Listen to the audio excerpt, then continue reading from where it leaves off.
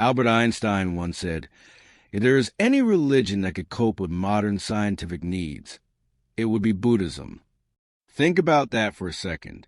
This is Einstein, the man who reshaped our understanding of space and time, the genius behind E equals MC superscript 2, saying that Buddhism isn't just some ancient philosophy, but possibly the most future-ready way of thinking humanity has. Why? Because both Einstein and the Buddha weren't content with easy answers. They didn't accept ideas just because tradition said so. They questioned, they tested, they experienced reality directly. And in a world where most of us are drowning in opinions, noise, and endless information, that approach feels not just refreshing, but necessary. Einstein was searching outward, studying galaxies, black holes, the very fabric of the universe. The Buddha was searching inward, exploring the nature of the mind, suffering, and what it really means to be free. Two radically different paths, and yet both arrive at a similar conclusion. Reality is not what it appears, and liberation comes not from clinging to dogma, but from deep understanding. Now, before we dive deeper, let me pause and say this. If conversations like this, where science and spirituality actually meet, speak to you, then hit that subscribe button and turn on notifications. This channel is all about exploring wisdom that can actually change how we see ourselves in our lives. And trust me, the journey we're about to take is just the beginning. So back to Einstein. He wasn't religious in the traditional sense. He openly rejected the idea of a personal God who rewards or punishes. But he also wasn't a hardened atheist. He talked about something bigger, an awe, a humility, a recognition of the mysterious order of the universe. He once said, "If in me there is anything that can be called religious, it is the unbounded admiration for the structure of the world so far as our science can reveal it." Now compare that to the Buddha. Over 2,500 years ago, he told his students not to believe him blindly, but to test his teachings the way a goldsmith tests gold, by cutting, rubbing, and burning. He warned against dogma, against blindly accepting what priests or tradition said. In his words, only what you have experienced for yourself, through direct observation, should guide your path. Sounds a lot like the scientific method, doesn't it? Observe, test, verify. Let's make this real with an example. Imagine someone struggling with anxiety. Modern psychology tells them, pay attention to your thoughts, notice how they rise and fall, and see that they don't define you. Buddhism offers almost the exact same practice, mindfulness meditation. Sit, watch the breath, notice the thoughts, and realize this is not me, this is not mine. Suddenly, a little freedom opens up. The anxiety is still there, but the person no longer feels trapped by it. That's the Buddha's insight, alive in modern therapy, echoing Einstein's love for methods that actually work in practice. What Einstein admired in Buddhism was exactly this: its openness, its flexibility, its alignment with how science itself progresses. No blind faith, no absolute dogma, just tools for investigation. Both invite us to stand in awe of the mystery, while also rolling up our sleeves and saying, let's see what's real. And here's the kicker. Einstein saw ethics in the same way. He believed morality shouldn't come from fear of punishment or the promise of heaven. Instead, it should come from compassion, from education, from social responsibility. If you're kind only because you fear hell, is that really kindness? The Buddha would have nodded in agreement. For him, compassion, karuna, wasn't optional. It was the very path to freedom. So here's why this matters for you and me. We live in a time when people feel pulled apart. Science on one side, spirituality on the other. One camp says, only what can be measured is real. The other says, Faith is all you need. But Einstein and the Buddha both suggest something radical. Maybe the truth is found in the middle, in a path that unites reason and compassion, discovery and humility, evidence and inner transformation. If Einstein were alive today, imagine him scrolling through the chaos of social media, seeing conspiracy theories, culture wars, blind belief on one side, and cold cynicism on the other. I think he'd point us back to the Buddha. Test it for yourself. Stay humble before mystery, and expand your circle of compassion. That's not just philosophy. It's survival wisdom for the 21st century. So, as we move forward in this series, keep this in mind. Einstein looked to the stars. The Buddha looked within, and both found something humanity desperately needs today. A way of thinking that's flexible, compassionate, and deeply human. And if you're ready to keep exploring these connections between great minds, timeless wisdom, and the messy reality of our everyday lives, then stick around. Don't just watch passively. Hit subscribe, join this community, and let's keep walking this path together. Because if Einstein was right, and if the Buddha was right, then the real discoveries are not only about galaxies far away or atoms too small to see. They're about who we are, why we suffer, and how we can live with more clarity, compassion, and freedom, right here, right now. Albert Einstein once said, "If there is any religion that could cope with modern scientific needs, it would be Buddhism." Think about that for a second. This is Einstein, the man who reshaped our understanding of space and time, the genius behind E equals MC superscript 2, saying that Buddhism isn't just some ancient philosophy, but possibly the most future-ready way of thinking humanity has. Why? Because both Einstein and the Buddha weren't content with easy answers. They didn't accept ideas just because tradition said so. They questioned, they tested, they experienced reality directly.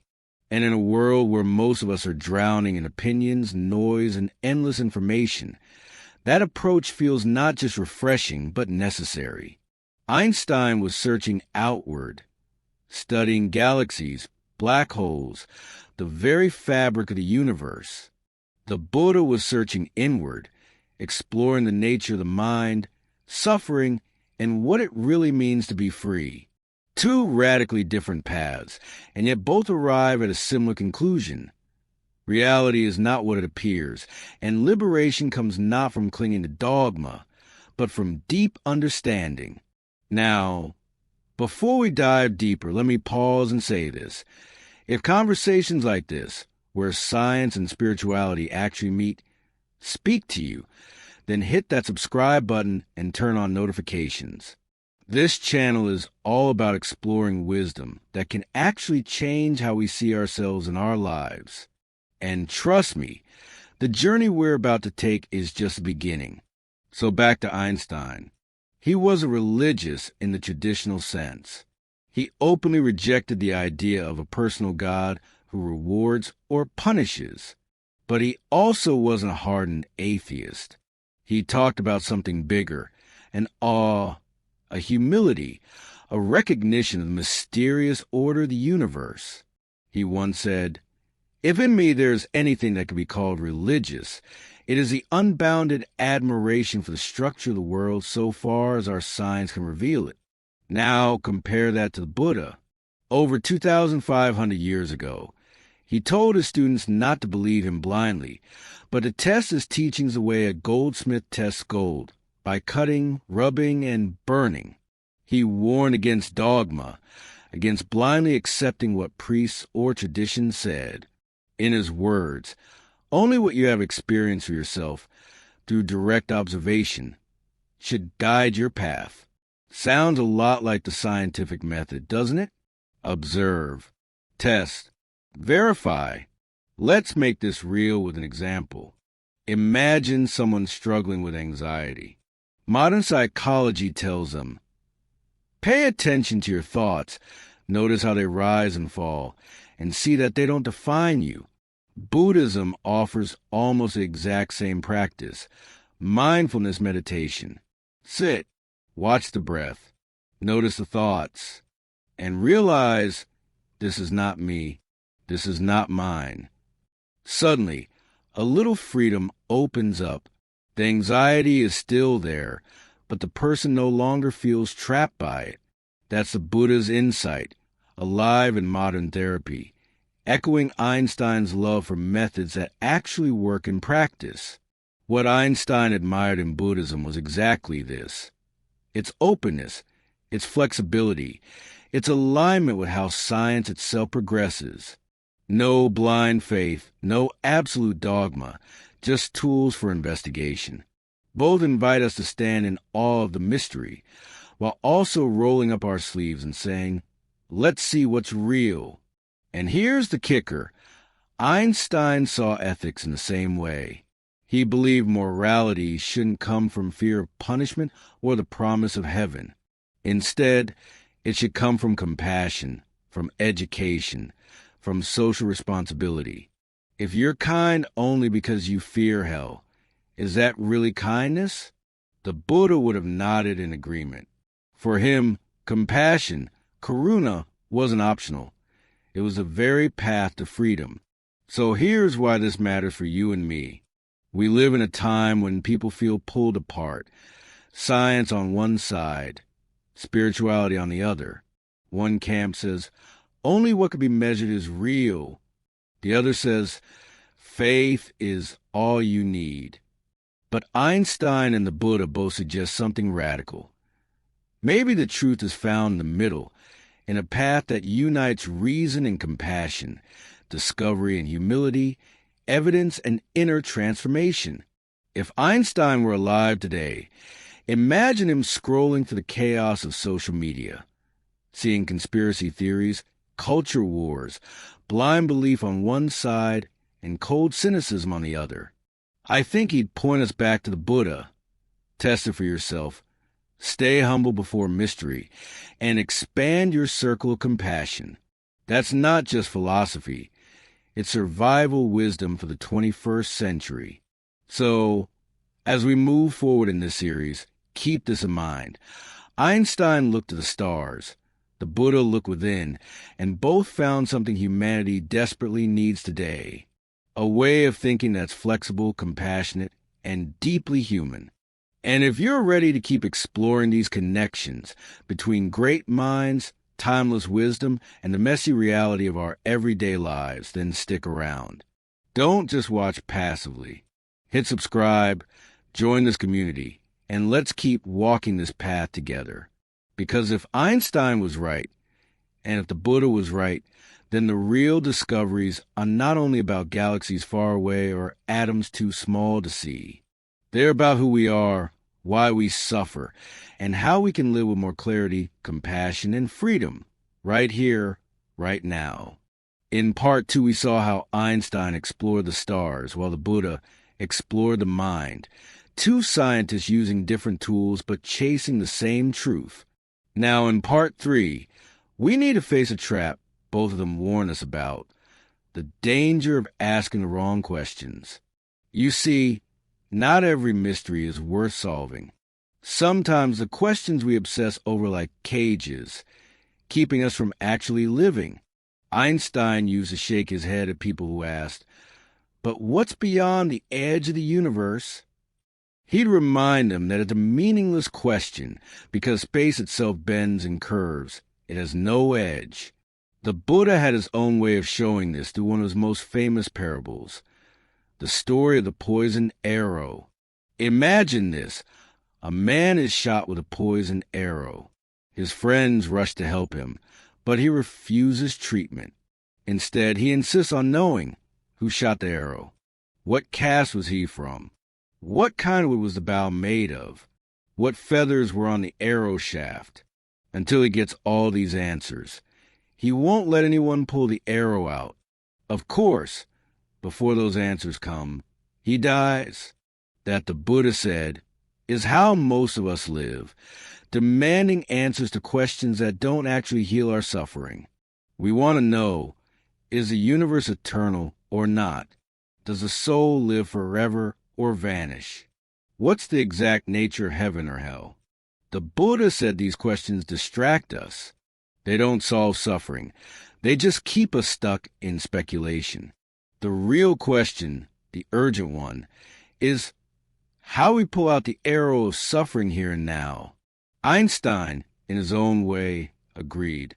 He knew science could answer how planets move, how light bends, how energy transforms.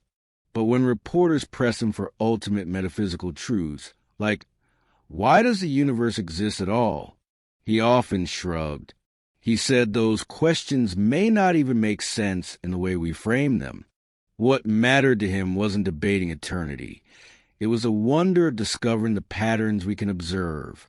For both Einstein and the Buddha, the real work was about clarity, not endless speculation.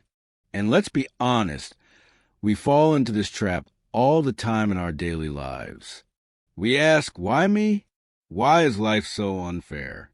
Why can't I just be happy like everyone else? But those questions rarely help. They're like demanding to know the brand of the arrow while the poison spreads. The more useful question is, what can I do right now to lessen my suffering, to open a joy, to act with compassion? I remember a friend going through a divorce. For months she kept asking, why did he leave me? Was it something I said 5 years ago? Was it because I wasn't enough? She spiraled deeper into pain. But when she finally shifted the question to, how can I take care of myself right now? How can I rebuild my life? She started to heal. The arrow began to come out. This is a practical beauty of what the Buddha taught. He wasn't interested in cosmic trivia. He was a surgeon, not a gossip columnist. And Einstein, though he studied the cosmos, was the same. He loved questions that led somewhere, that uncovered a truth we could actually live by. That's why he admired Buddhism's refusal to get stuck in metaphysical speculation. It wasn't anti-intellectual. It was laser-focused on freedom. Now, here's something important. Asking the wrong questions doesn't just waste time. It can steal entire lives. We chase endless what-ifs. What if I'd chosen a different career? What if I'd married someone else? What if I'd been born richer, smarter, luckier? Meanwhile, life is happening right in front of us, and we miss it. The poison arrow story is more than a metaphor. It's a mirror. We are the person bleeding out, demanding explanations instead of reaching for healing. So how do we flip this? How do we start asking better questions? One way is to practice what scientists call operational thinking, focusing on what can actually be tested, tried, and lived. Instead of asking, does happiness exist? Ask, what habits increase happiness in my day-to-day life? Instead of asking, what's the meaning of life? Ask, how can I bring more meaning into this moment, with this person, in this conversation? That shift transforms philosophy into practice, and practice into freedom. Here's a challenge for you. This week, every time you catch yourself stuck in a loop of unanswerable, why, questions, pause and flip it. Replace why me with what now?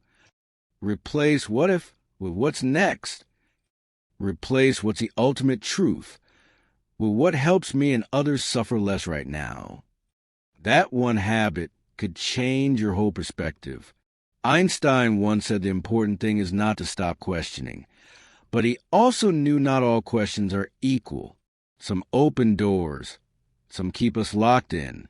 The Buddha would nod and say, yes, the right question is the beginning of liberation. And maybe that's the real secret these two men shared.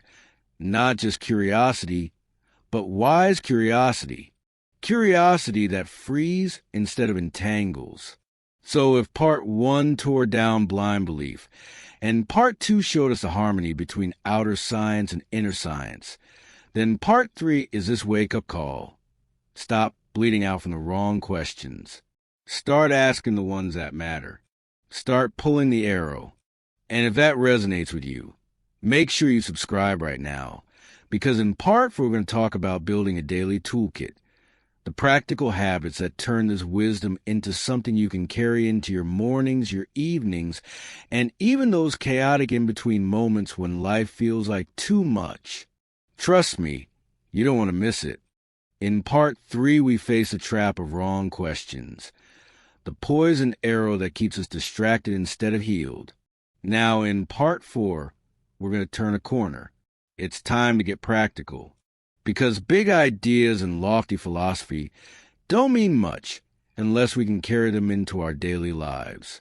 What good is Einstein's cosmic wonder or the Buddha's inner clarity if we can't apply them on a Monday morning when the alarm goes off, or in traffic when someone cuts us off, or in a quiet moment when loneliness sneaks in?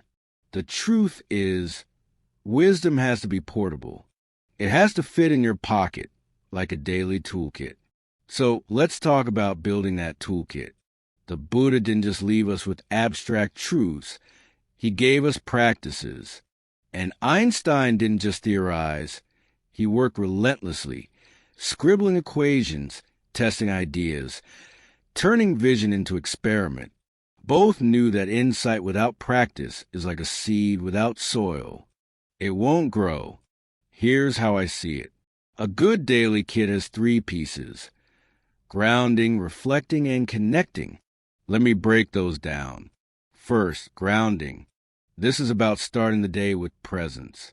For the Buddha, it was mindfulness of breath, feeling each inhale and exhale, steadying the mind before facing the chaos of the world. For you, it could be as simple as sitting quietly for 5 minutes in the morning. No phone, no scrolling, just noticing your breath. Einstein used to say he wasn't smarter than other people. He just stayed with problems longer. That kind of patience begins with grounding, training the mind not to scatter at the first distraction. Second, reflecting. This is the middle of your day, those little pauses where you check in with yourself. Maybe it's journaling for 10 minutes at lunch. Maybe it's just taking a deep breath before you fire off an email you'll regret. Reflection keeps you aligned with your values. The Buddha taught constant reflection. Is this thought leading me towards suffering or away from it? Einstein, too, was famous for reflection. He'd take long walks, letting his mind wander, trusting insights to arise in silence. The point isn't to think more. It's to create space for the right thoughts to emerge. Third, connecting. This is how you close the day.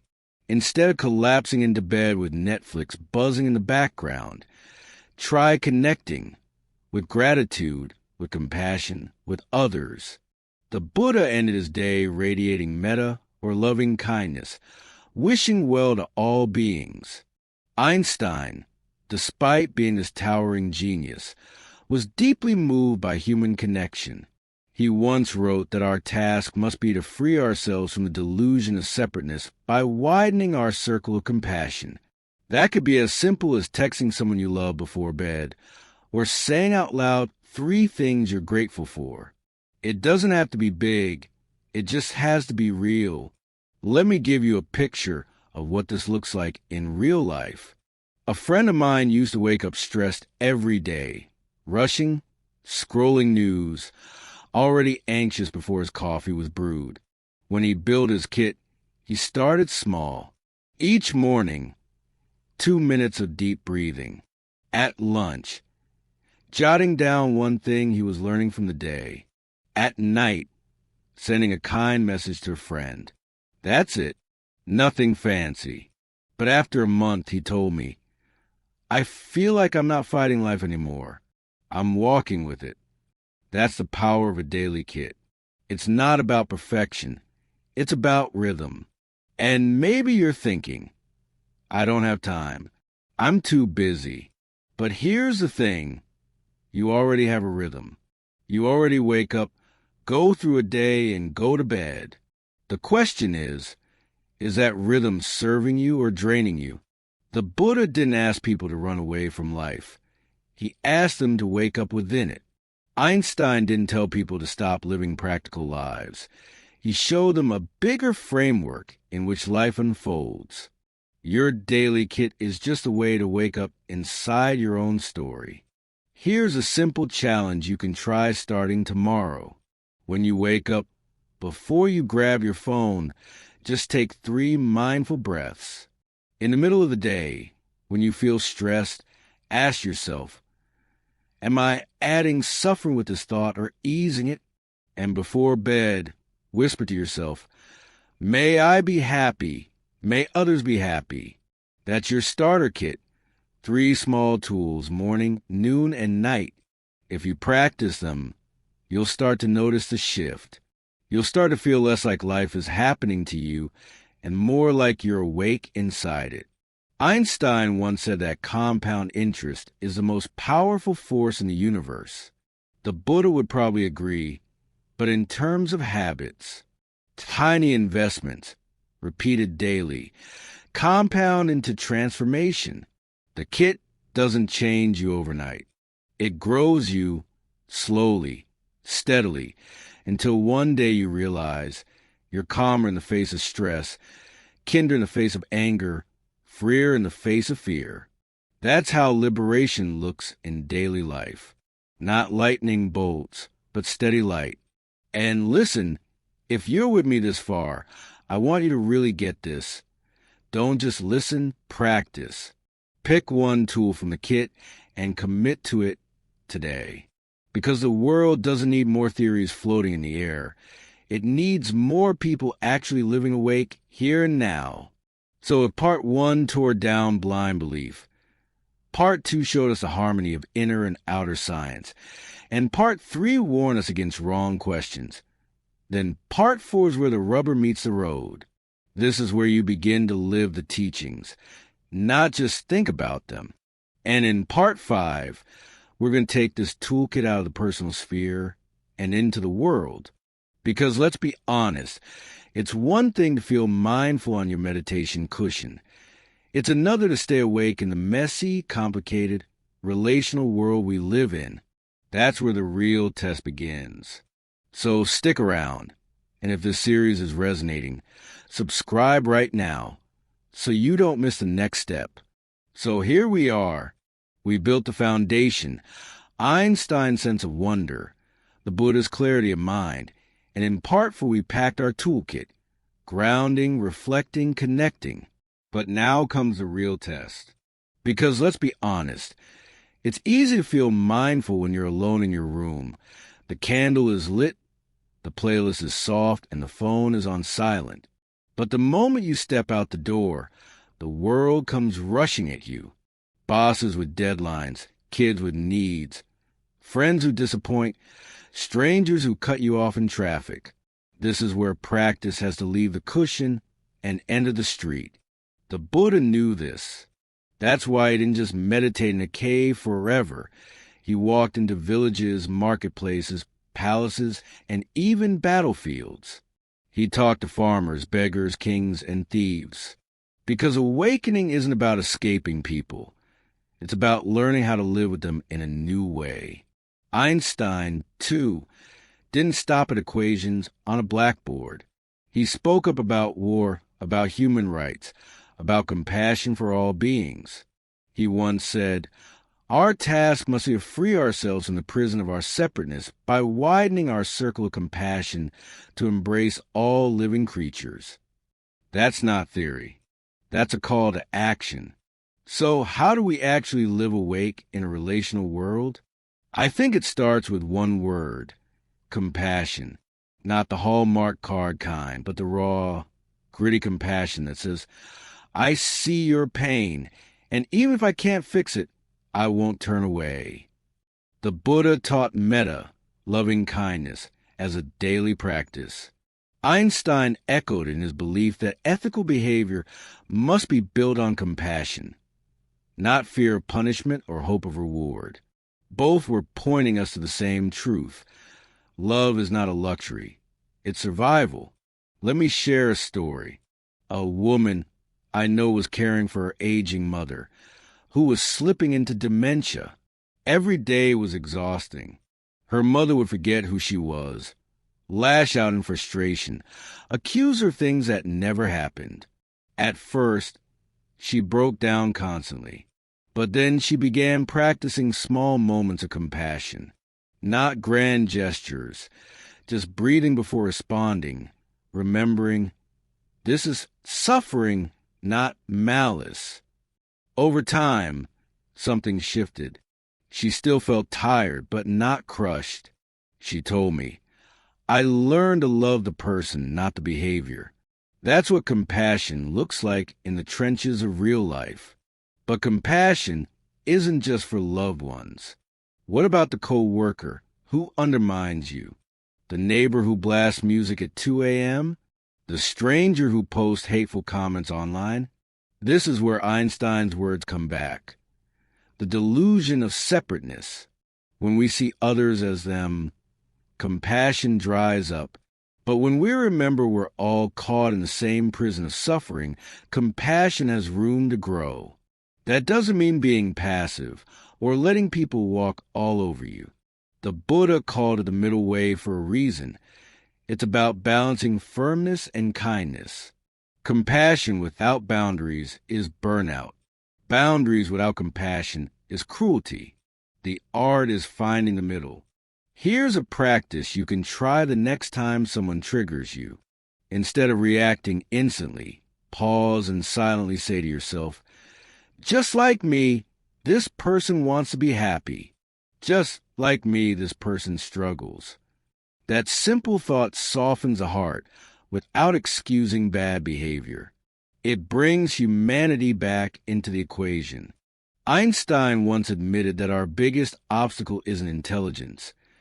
It's our inability to widen our perspective beyond ourselves. Compassion does exactly that. But there's another layer, community. Both Einstein and the Buddha understood that human beings are not meant to walk alone. The Buddha built a Sangha, a community of practitioners who could support one another. Einstein leaned on circles of colleagues and friends who challenged and inspired him.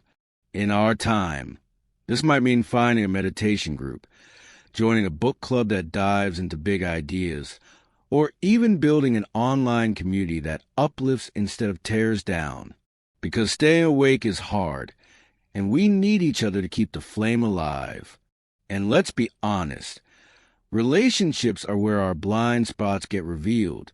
Alone, you can feel pretty enlightened, but the moment your partner forgets to take out the trash, or your kid throws a tantrum, suddenly enlightenment feels far away. That's not failure. That's the training ground. Every frustration, every conflict, every moment of misunderstanding is a chance to practice, to pause, to breathe, to remember. This too is part of the path. The Buddha didn't promise a world without conflict. He promised a way to transform conflict into wisdom.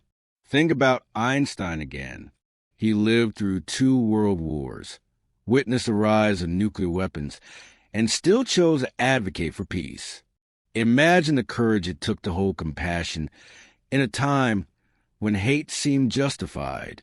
If he could do it on that scale, we can try it on the scale of our daily lives. So part 5 is really this. Take your practice out of the cave, out of the cushion, out of the theory, and into the streets, the office, the home, the messy human story you're living. Because enlightenment isn't somewhere else. It's in the way you speak to your partner tonight, the way you treat the cashier tomorrow, the way you handle your anger next week. And here's the secret. Every time you choose compassion over reaction, every time you widen your circle instead of shrinking it, you're not just changing yourself, you're changing the world around you. That's how the Buddha did it. That's how Einstein did it. And that's how you can do it too. So if part 4 gave you a toolkit for daily practice, part 5 is the invitation to use it in the real world, where it matters most. And in part 6, we're going to go even deeper into how compassion and clarity don't just transform your relationships, they can transform society itself. If you're ready for that, make sure you hit subscribe because the journey doesn't stop here. In part 5, we stepped out of the meditation room and into the messy web of relationships. We saw how compassion isn't just a nice idea. It's the lifeline that makes human connection possible. But now in part 6, we got to zoom out even further. Because if compassion can transform a household, what happens when it scales? What happens when Einstein's vision of interconnectedness and the Buddha's teaching of interdependence start shaping communities, nations, even the future of humanity? Let's start with a blunt truth. Our world is both more connected and more divided than ever before. Technology lets us talk instantly across continents, but also amplifies anger, division, and tribalism. We've built skyscrapers, satellites, and social networks, but we're still struggling to live peacefully on the same planet. Einstein saw this coming. He warned that our scientific power had outpaced our moral power, that we had split the atom but not yet learned how to split our ego. The Buddha said something similar thousands of years earlier. Suffering doesn't come from the tools we create. It comes from a mind that wields them. Think about that for a moment. Nuclear physics in Einstein's hands gave us new understanding of the cosmos. But in other hands, it gave us Hiroshima. Social media can connect families across oceans, but it can also destroy trust and fuel hate. The tools aren't the problem. The mind behind them is, which is exactly why the Buddha's teaching is timeless. He wasn't against technology. He was against ignorance. He wasn't fighting science. He was fighting greed, anger, and delusion. So, how do we apply that today? One word: responsibility. If Einstein saw knowledge as freedom, the Buddha saw wisdom as responsibility. And in our time, we desperately need both. Imagine if more leaders, CEOs, scientists, and politicians actually practice pausing before acting, asking not just can we, but should we? Imagine if compassion were as essential in boardrooms as profit margins. Imagine if empathy weighed as heavily as efficiency in our decisions. This isn't utopian, it's practical. Because societies built on fear and greed collapse. Societies built on compassion endure. History proves it. Think of the civil rights movement, grounded not in revenge but in nonviolent love. Think of leaders like Gandhi or Martin Luther King Jr., who explicitly drew from Buddhist and spiritual traditions to face oppression without becoming oppressors themselves. That's not weakness. That's strength at scale. Let me share a story here. A man once told me about growing up in a tough neighborhood where violence was just daily life. He said what changed him wasn't more cops or more rules. It was when one teacher refused to give up on him. Every day she told him, "You're more than your anger." He rolled his eyes, cursed her out, skipped class. But she stayed. Years later, he said, "That teacher's compassion was the first time I believed I could be different." He now works mentoring kids in that same neighborhood. One teacher compassion rippled outward, transforming not just one life, but hundreds. That's what happens when compassion scales. It becomes culture. And here's the kicker. Einstein would say that culture itself is like a field, shaping and being shaped by the individuals within it. Just as space and time curve around mass, society bends around values. If the dominant value is greed, society bends toward exploitation. If it's compassion, society bends toward justice. The Buddha called this karma at the collective level, actions and intentions accumulating not just in individuals, but in civilizations. Look around. Climate change, inequality, polarization, these aren't random events.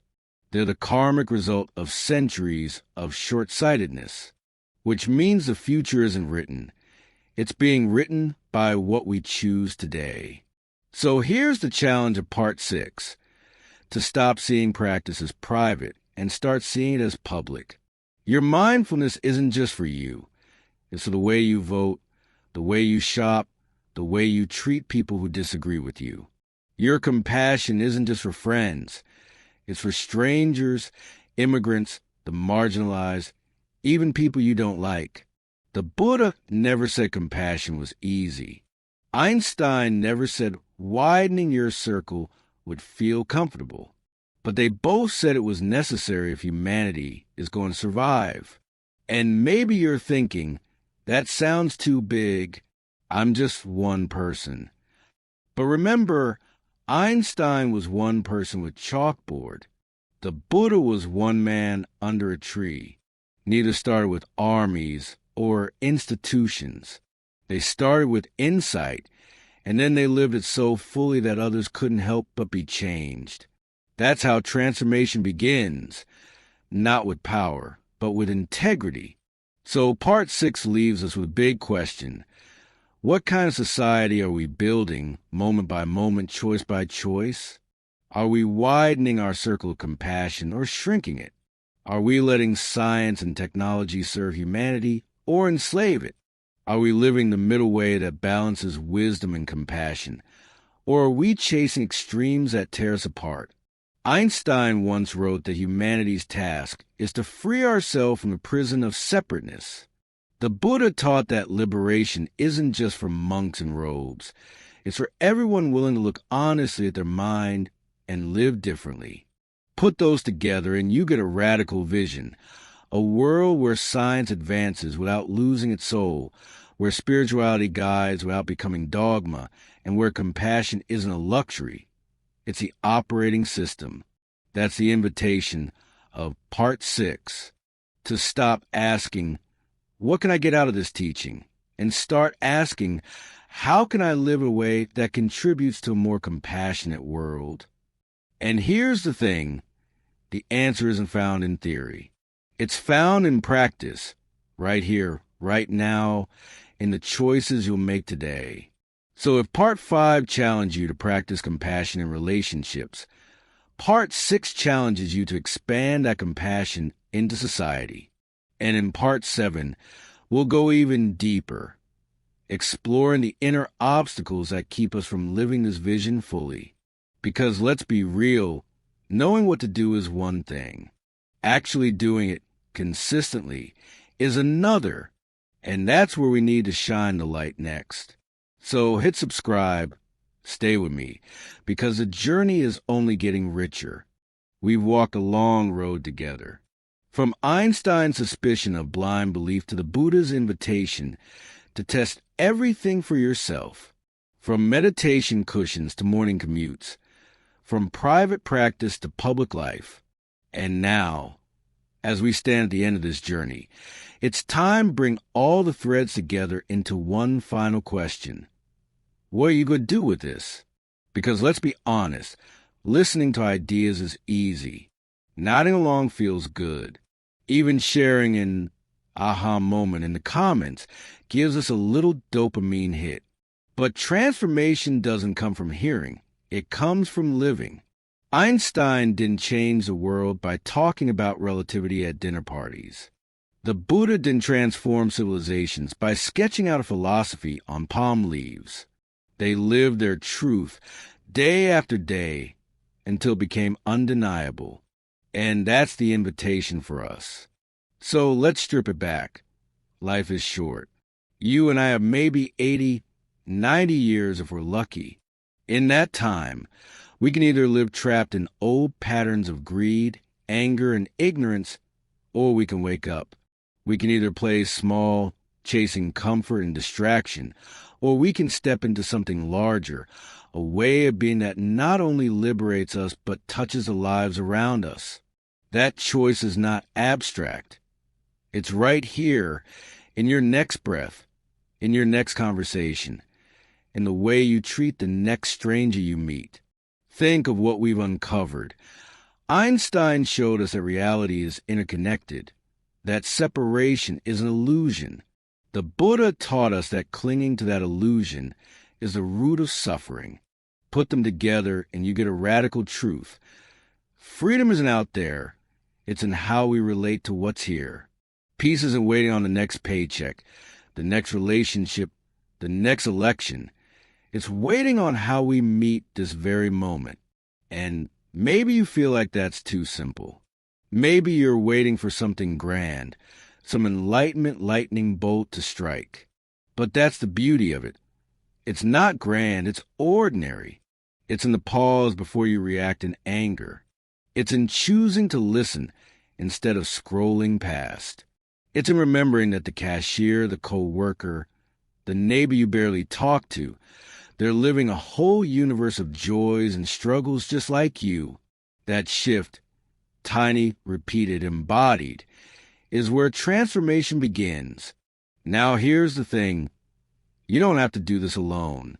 One of Einstein's deepest regrets was how his discoveries were twisted toward destruction because wisdom hadn't caught up with knowledge.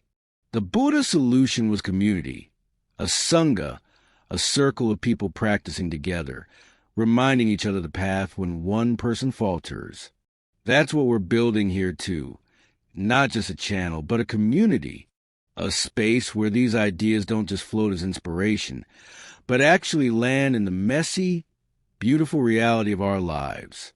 So if something in this series has spoken to you, don't just let it fade away with the next notification. Take a step. Maybe it's sitting for 2 minutes in silence tomorrow morning.